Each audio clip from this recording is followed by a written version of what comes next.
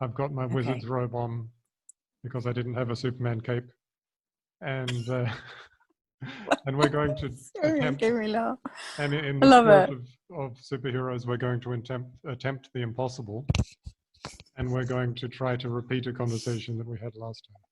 Oh, right. Okay, hold on. Before we go with that, so is this for anchor we're doing first, or we're doing the anchor bit first? Okay.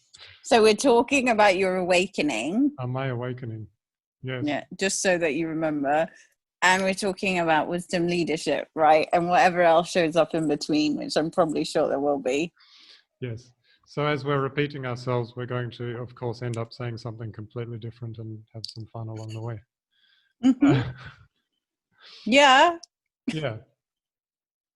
Totally. I'm up for that. My awakening.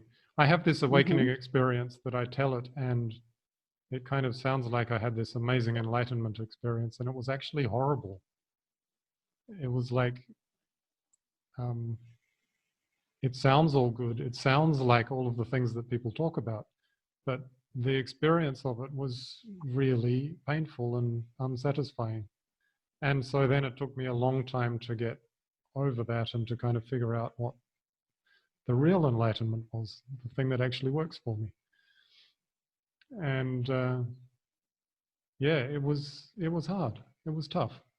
And it still is, kind of looking back on it, it's kind of one of the biggest traumas of my life was my awakening.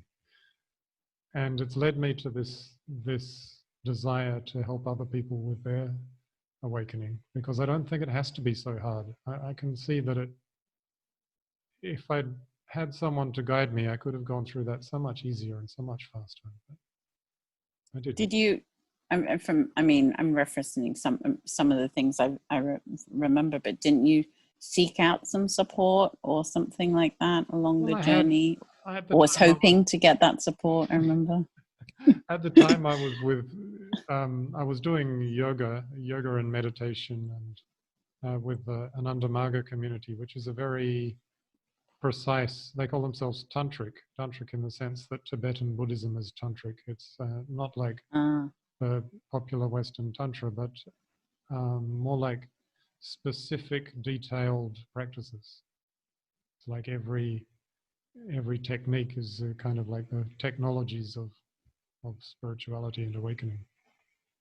And so did that help you, or did that confuse you? It got me to a certain point. It got me to a point of discovering God and discovering the love of God and devotion. I was sitting there after having done a lot of meditation and a lot of chanting. We'd actually done a whole day of kirtan, of chanting. And I was in a fairly uplifted state, and I heard people talking about devotion, talking about love of God and how profound that was an experience for them. And I said, I have no idea what they're talking about. I'd like to experience it. I said this inside my head, and that was it. I did experience it. All I had to do was ask, But it came with a kind of this longing desire. It's very much like a unfulfilled love affair with God. And that was all very powerful and intense and palpable, but it wasn't peaceful and satisfying.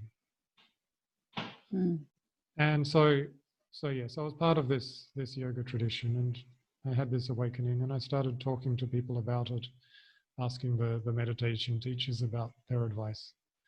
I remember one that I spoke to, and he said there's two options: either you're a saint or you've got problems with your father. Oh, I don't remember you sharing this last time, so I'm glad we're re-recording. This is where we get the good bits. Okay, what do you mean he said that, and then what did you say to that? Well, I said, okay, but he said, he just went on and said, okay, so I'm going to take the second option, that you've got problems with your father, because it's easier to deal with, and we'll try and deal with that one first. But it must have been the other one, because the problems with the father didn't help very much. And I think what he means by a saint is that this kind of experience of really intense longing and desire for God and not being satisfied. And this, I was just crying all the time, crying. This kind of intensity is something that he would have only heard about in stories of Ramakrishna and stories of some of the Indian saints, where they got to this kind of level of intense emotional feeling about God. And so it's kind of an unusual experience for many people. I think a lot of people have some experience of the longing and devotion, but it doesn't go to that depths of, what can you say, complete incompetence, inability to handle the world. And in some way, it has led me to a greater awakening and a greater sense of the spiritual world and an ability to help others in their journey. So I don't know if that's a saint. If it is, maybe I am. But I'm not a very saintly saint. I'm a fairly human saint. Got all my problems and stuff. Well, there are different types of saints. I think you can be allowed to be a different kind of saint too, if you choose. Okay. So yeah, I had these yoga and meditation teachers at the time, and they were not really able to help. And eventually I shifted out of that practice and started trying out other things. I started trying out spiritual healings of different kinds, all kinds of different spiritual traditions. Eventually, after many years, I went to a Chinese Qigong Taoist teacher, and he was one that really put me on track. He didn't kind of answer the questions, but he gave me the basic foundation blocks to be able to move on. And that was relax. He said, I'm happy to hear that. He said, in his class, he taught relax, like at the beginning of every class. We're standing there, and his basic intro about how we're going to do this class. Relax, think about something else. I don't want to see anyone concentrating. If it gets difficult, go and have a cup of tea. This was his blurb for the class. And then we did a Qigong form that was all about learning to relax. It was like we would try to open the fingers without using any tension, and try and close the fingers without using any tension. Just kind of relax into allowing that movement to happen. And it was a profound experience, because after only a couple of sessions, maybe I've been training for a month, which one or 2 hours every week, and doing a little bit of practice in between, but not much. I was growing muscles I'd never had before, and I was losing weight, and all we were doing was this kind of thing. See, my God. Qigong is pretty freaking magical. Like, stuff. I mean, what the hell? Yeah, exactly. Like, I haven't heard about that happening with the magic and stuff. But I mean, the muscles and things, but it was. I believe it. This particular technique was based on tightening the muscles in your butt. So everything else relaxes, but you strengthen your center. And it's the same as in Pilates, you would strengthen the center being your belly. This is in your butt. Still your center, the different kind of center. Which comes back to a lot of what I've discovered about different kind of centers. So this was a particular center that actually worked really well for me. And so this kind of centering exercise, this is one I come back to a lot, and I still use that one. And it sounds powerful. Grows into Tai Chi, and it's kind of relaxed and easy. And the big difference between the feeling of this practice and the yogic practice is it doesn't have an ecstatic, amazing, powerful experience. It has a really relaxed, easy, calm experience. And after that intensity, I was very happy with that. It was like, instead of meditating and having an amazing experience, I could meditate and have a really, really normal experience. And just take one little step towards a little bit of peace. And the next day I would take another little step towards a little bit more peace. And it just kind of sat with me. So this was the first real direction that really helped for me. And then moving on, eventually I didn't get much more guidance that really helped me, but I was able to explore for myself and find myself in some way. And what I found was that I had to give up on love, that I love you, it keeps the duality, keeps the two separate.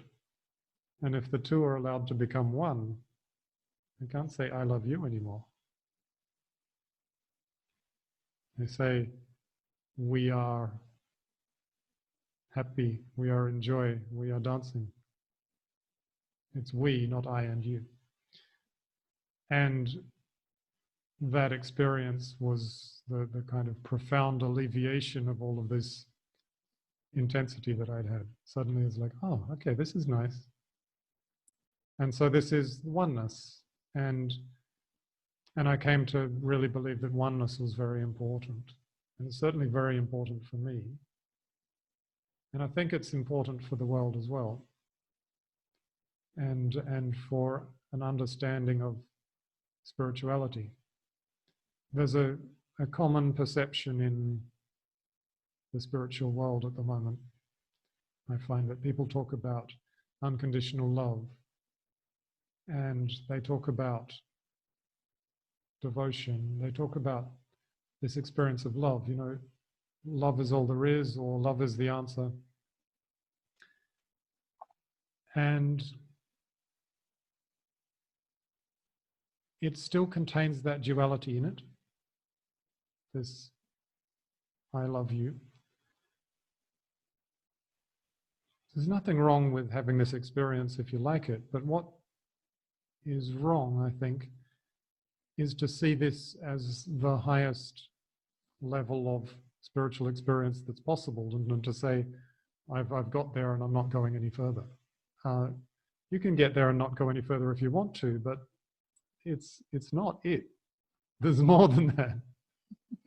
And it's good for us to know that. Yeah, there's a couple more steps you can take. You can get to beyond love to I and you are one, and we can get even beyond that to I and you don't really exist. There is only nothing, which is the one that's really hard to talk about. And you get kind of funny descriptions of it when you try.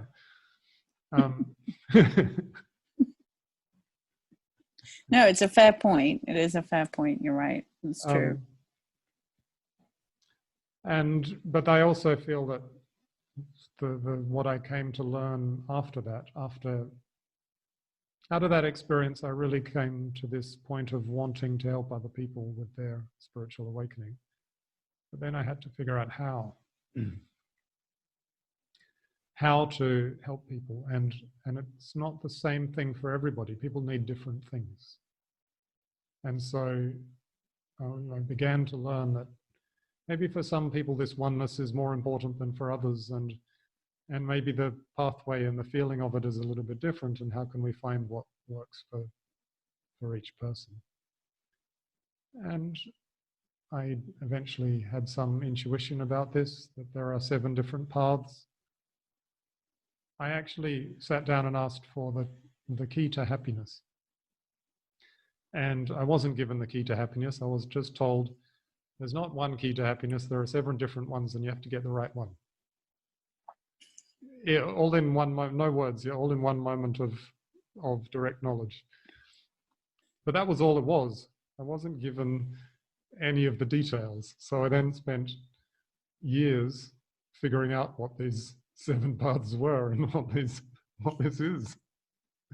And it's come to where I am now that I describe it as centering, that we center in different chakras. If you find the chakra that is the most peaceful, relaxed, comfortable chakra for you to center in, to be in, to sit in, that creates your spiritual center, your peaceful, calm nature.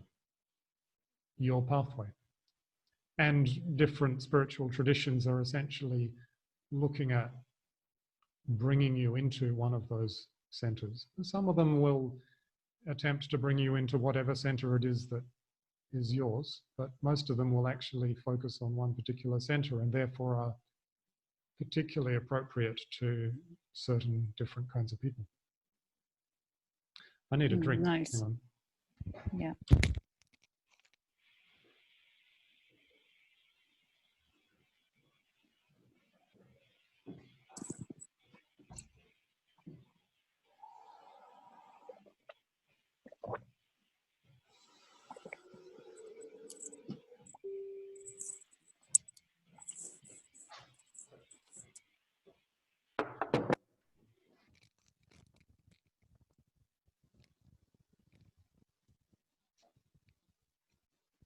But a long awkward pause. I hope you sang or something to keep everybody entertained. No, I didn't at that moment in time because we didn't. You just kind of happily. Yeah, exactly. So where are we? What's the next question? Happiness. We were talking about happiness and how you got the 7 types of happiness. Speaking of happiness, one of my good friends once said to me, I don't know about happiness. I don't think being happy would make me happy.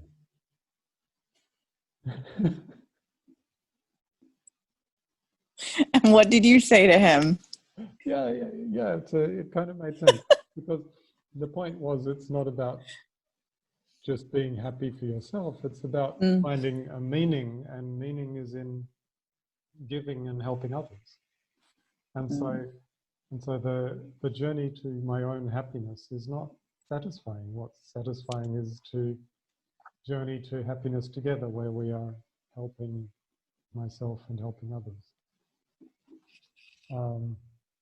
I think a lot of people find that that's something that grows after a certain point of awakening. Get to a certain point, and then it becomes really clear that it's no longer my own journey. It's something we have to do together. Totally agree with that. Yeah, absolutely agree. Teal Swan's got a good explanation of that. She calls it the second awakening. She says the first awakening, everything is perfect and I am part of everything, and there's this beautiful harmony with the whole universe. And then you realize, hang on, I'm part of everything, and that includes everybody else's suffering around me. I can't just sit here and enjoy myself. I have to get out there. And it's kind of feels in some way like a step down, because you're not so perfectly blissful and happy. You're actually coming back down into connecting with all of this mess that's around you. None of my awakenings have occurred that way for me. So they've all been more like a messy birth than kind of it all being kind of smooth and easy. But I think, I think it is what it's going to be, really, at the end of the day. However the awakenings are for you, I don't think you get a lot of say about how they're designed. It's just to do with how that journey is going to be for you, right? So it's a nice soulful way of thinking about it. I tend to be a little bit more masculine, shall we say. This is how it should it's okay. be. We're going to make it better. You can serve it up. I got no problem with that either. I got no problem with that too.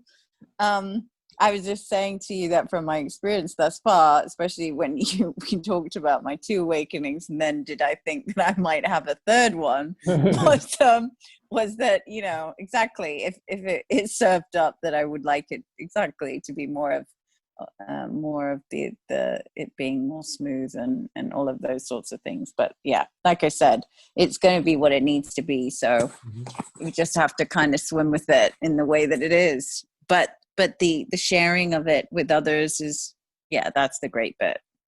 That for me is, really great. one of the lessons I get out of my story is you get what you ask for. Mm. And that can be a dangerous thing. I would take that one step further and say sometimes we ask for things and we get a very different answer than what we think that we're gonna get. Well, yeah, or we have no clue. Yeah. Sometimes I would go so far as saying, you know, it's not the case that we are not powerful beyond measure. We are powerful beyond measure, and that situations like this that bring it into being to show us that we are. Mm-hmm. But we just have no clue. There's a concept that I've heard that why is it that we aren't given superpowers? Because all of the havoc that would be created by one little stray thought, if you had the superpowers to go with the power of your thoughts. And so it's kind of really lucky that our powers are a little bit limited, because we only do like a small amount of damage to ourselves, not. But I think we're reaching a point now where our superpowers are awakening. Yes. And yeah, and I'm quite excited about that part, really, because for so long we've been, you know, made to feel or tried to, you know, made to think that we aren't these limitless beings and that we don't have these, you know, limitless powers. And, you know, deep down, I've never really believed that, if I be very honest, because I always thought that we were. And so for me, it's kind of like now I get to exercise what I know deep down to be really true. Yes. And it feels very liberating, you know. I don't feel shackled anymore, you know.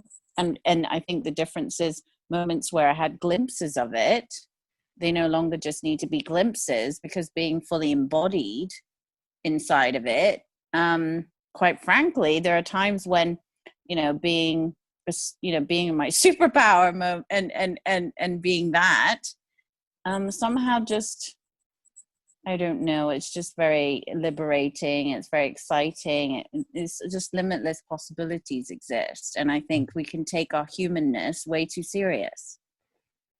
Yes, we certainly can.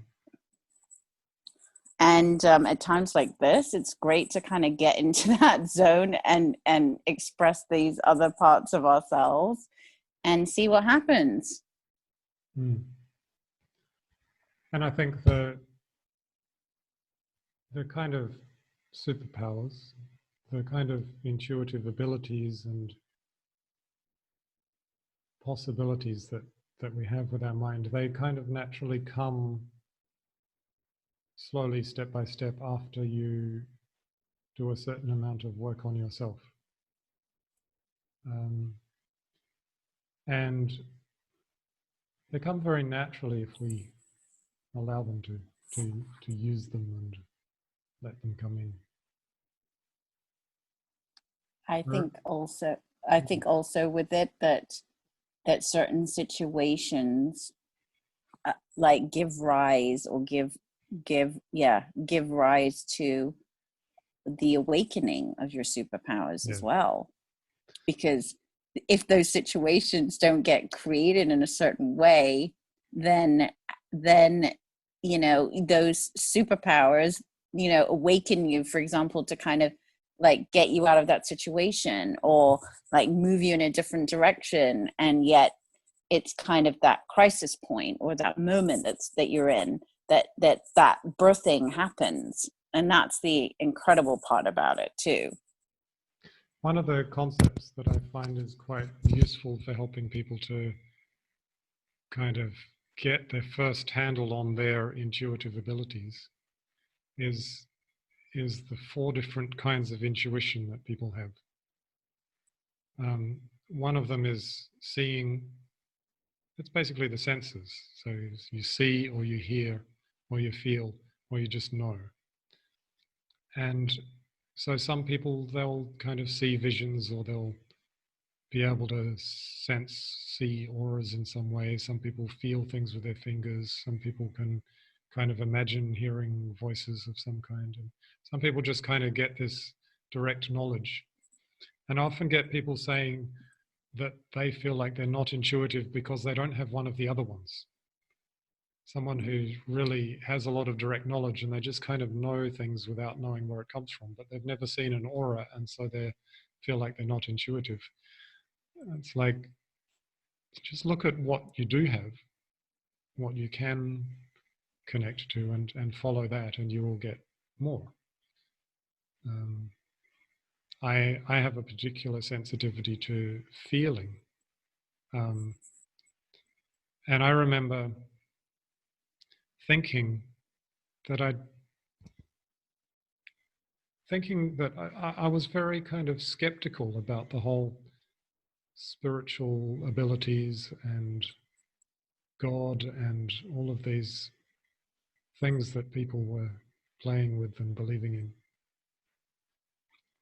And sometime after I'd had this first awakening experience that I talked about, which was somewhat painful, I was giving someone a massage, and I was massaging them, and I was just touching very lightly and realized I could feel very lightly where their tension was and where their relaxation was in their body. I'd been practicing massage and I was just very lightly doing that. And I realized, hang on, I don't even need to touch, and I can do that. I just run my fingers over and I can feel where the tension is and where the tension is not. And then I looked at myself and went, hang on, I don't believe in this stuff. I'm doing this stuff. I don't believe in God even. And I've had this experience of God and have this powerful feeling of love. What is this not believe thing? And so became a little bit ridiculous. So I was not believing in things that I was actually doing. So that was a very interesting experience too, because then I had to kind of put doubt on my own doubt, and it ends up being difficult to doubt anything anymore, because it's like, how do you know? Where's the edge? I've already passed the edge long ago into the impossible. So what's possible? Who knows?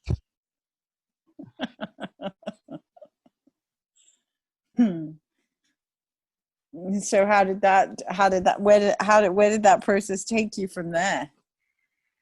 Oh, it just becomes a fun exploration now to see what there is. How far can I take this? Where can it go? Yeah, it can be really, really interesting exploration. So I could feel, sense things, and gradually I learned to expand those senses, and I did some spiritual healing working on the auras, and so learning to kind of run the fingers along and feel what I can feel under the fingers, and really paying attention to the aura. And by doing that, I awakened my ability to see as well. And so I started to be able to see the auras because I was paying so much attention to them. And then I never really got to hear things. Sometimes the knowledge comes, but I awakened those ones. And seeing energy, seeing auras, I still experiences it a kind of feeling. It's like feeling sensations with my eyes. So this is my approach, and it's much easier for me to do things that are to do with feeling than to do with anything else. And it's very easy for me, for example, to feel how my body needs to move if I'm doing I do some Bowen therapy, which is a kind of body work. And it's a body work that doesn't have much in the way of diagnostics. You have to kind of just know what to do. And I find that I can allow my hands to go where they need to go and do what needs to be done, and they do the right thing. I don't really know. I can't kind of go, I know what needs to be done. I have to actually let my hands do it, and then I see what my hands do. That's my approach. Really great. Yeah. What did you call it? What's the method called? Bowen, Bowen. Bowen. Bowen. It's a really interesting one. It's kind of cross between meditation and massage. Which is very little amount of massage and a lot of meditation. And it has quite profound. It sounds very you also. Yeah, it's very me. It's very relaxed and very lazy. No, Like, I wouldn't no, say. I wouldn't say in it's some level, lazy. I'm lazy because it's like, and this is lazy because it's like minimum effort. You know, you do a little bit of. We do this move, we massage this little bit, and then go off and make a cup of tea while they're experiencing it, and come back in 5 minutes, and then do a little bit more. Well, I would say that what you're feeling into is, sometimes you can feel into a lot, right? And it doesn't. That's what's different too. Yeah, you're seem to You're be shifting a lot. You can be shifting a lot when it seems as if you're not. That's what I'm trying to say. Yeah, absolutely. I'm going to shift a lot when you do any kind of energy work. It's not indicative of how much of the body you've actually touched or moved or not, but you can move the whole thing, right? Sure. That's what I mean. It's just the experience of doing it is very different to doing, say, Reiki or Shiatsu or something, where you really, like if you're doing Reiki or Shiatsu or a lot of massage forms, you really have to do a lot of work. You have to like sit there and really concentrate and be there with it. Right. This is like, I do this little bit and then I go off and do something else. You know, it doesn't take much effort. So I would say it's quite effortless is the point. Yeah, effortless. Yeah. You're creating an effortless practice inside of it, which, to be honest, I'm sure there's lots of people who would love to be able to be effortless. But I think the thing that I think you do very well, which perhaps maybe you just kind of take for granted, is that being effortless is a very high way of being. Yeah, I know. Also, it's very difficult to get it right, When you're being effortless, you have to do just a little bit and just exactly the right thing, and then it works. But if you do it not quite right, then it kind of doesn't do anything at all. So, there's an art to it. Absolutely. I remember somebody noticing this about me when I was, their trousers got stuck in the chain of the bicycle. And they were kind of trying to get the trousers out, pulling, and I kind of just took the bicycle pedal and pedaled it just that little bit that allowed the trousers to just come out. That's what it's like. It's like if you do just that tiny little bit, it will do everything that you need to do. But if you turned the wheel the wrong way, it would be a disaster. Absolutely. And I would say that the French, we use a good word for that too, and that will depict the energy of that effortlessness, which is finesse. Yes. Like it takes a certain finesse, right? Yeah. And so that's indicative of being effortless, means that exactly there's a certain mastery in one's being that makes that possible, right? So somebody who come up to that person's, on a bike wouldn't necessarily know how to do that, and probably would have maybe made the whole thing a lot worse. Yeah. Right. Yeah. And I felt like after studying for 2 years to learn Bowen therapy, it took me 10 years to actually know what I was doing. Okay. Yeah, it's hard. It's really hard. Right. But yeah, very easy when you get it.